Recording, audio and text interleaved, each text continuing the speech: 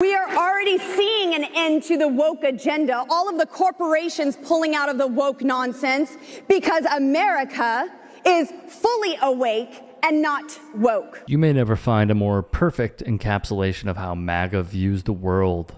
They're living in a world completely detached from reality, where words mean nothing, and the only thing that matters is keeping the base angry at anything but the ruling class. The enemy attempted to defeat God's plan by setting literal sights on Donald J. Trump. God laid it out long ago that the just must live by faith. And if we are going to live by faith, we have to know there is going to be a battle. And in this room, there are men and women who are prepared for that battle. But also remember, this fight of faith, it's a good fight.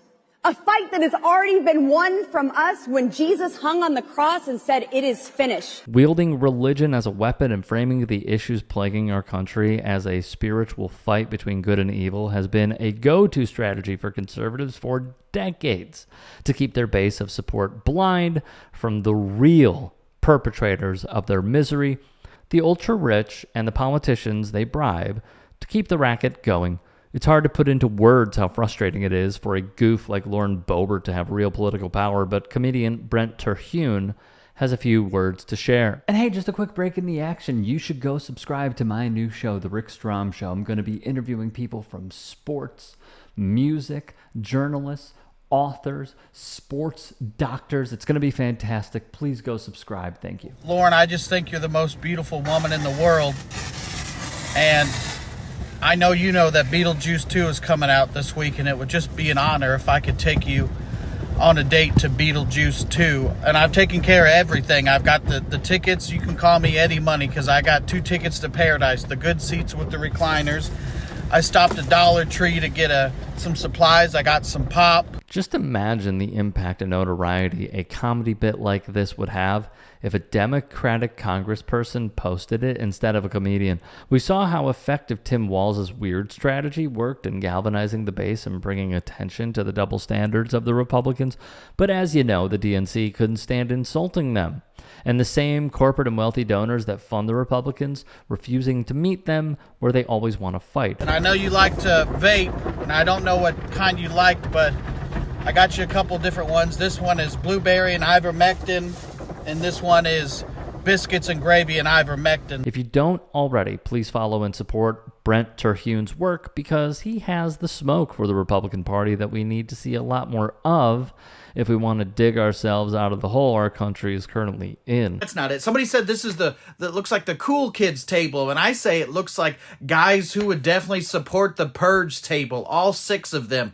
And I said 6, and that's because J.D. Vance is in this photo. They just made him sleep in the overhead compartment. They didn't even give Mike Johnson a chair. He just got a little dog bed right there in the aisle. I know an unkissed ass hates to see Mike Johnson coming. Terhune could not be more correct about Vance and Johnson.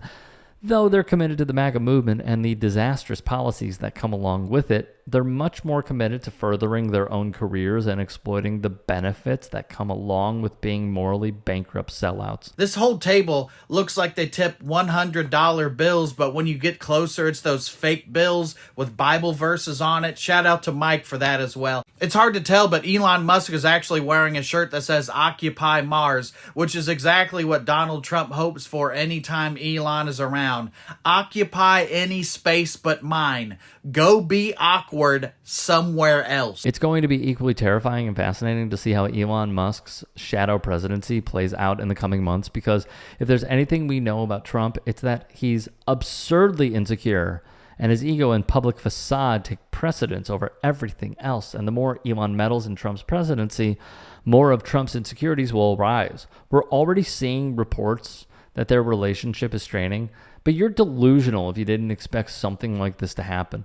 Handing over the keys to our country to an equally, and in some cases even more, insecure narcissist like Musk, after promising a return on his investment in Trump's campaign, was bound to bring up a power struggle at some point. So that was either a part of the original deal, per se, a gross miscalculation on behalf of Trump's campaign, or some combo of both. Don Jr., Bobby Jr. and Elon sitting there wishing somebody loved him enough to make him a junior. And then the man of the photo, RFK Jr., making America healthy again. And based on the look on his face, eating what I can only assume is an unhappy meal. And you know, in movies, when an undercover cop tries to get in with the drug dealer and then the dealer's like, you gotta hit this to prove you're one of us. That's exactly what our Orange King was doing to Bobby Jr. Eat the Big Mac, Bobby. Show you one of us. Bobby Jr. took this picture like, no, it's not me. The brainworms, they require sustenance. Bobby Jr. actually came out later and said, look, I know doing things like this makes me look like a hypocrite, but I just wanted to fit in with the rest of the guys at the table. Fitting in with the guys at the table goes far beyond this nightmare of a photo, because the same attitude perfectly represents the political culture of our country. Far too many elected officials.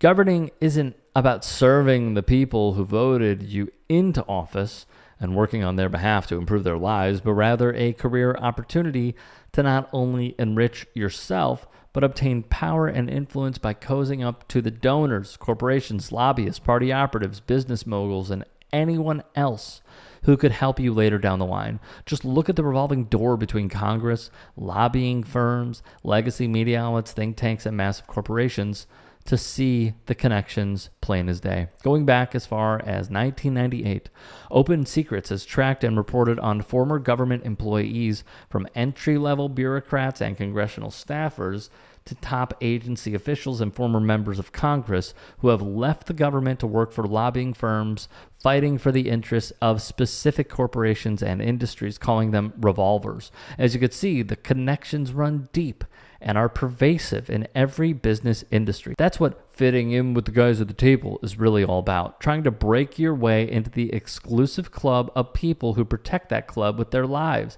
Even though RFK Jr. is already a part of that club, that doesn't mean he doesn't want as much power and influence as possible, just like Musk, Bezos, and the other oligarchs kissing Trump's ring. If you can and are willing, please become a paid member here at TYT Sports. And or go to tyt.com/join. In addition, you can follow me on Twitter, Instagram, and TikTok. Appreciate it. Have a great day.